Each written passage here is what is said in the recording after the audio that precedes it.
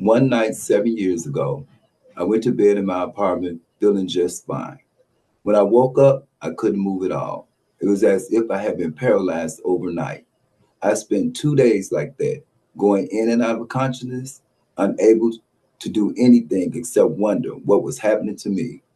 On the third day, when I finally regained consciousness long enough to think straight, I knew my situation was a matter of life or death.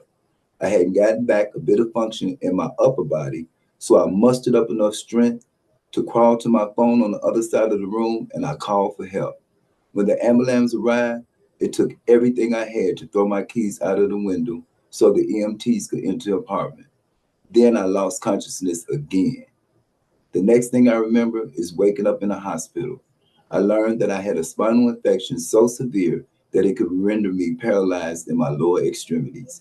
As my stay in the hospital dragged into a second week, the reality of my situation began to set in.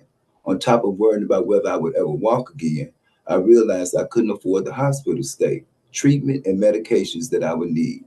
Having to deal with such intense financial anxieties on top of my medical situation felt like adding insult to injury. So imagine my relief when I learned that the cost of my treatment would be covered by Medicaid.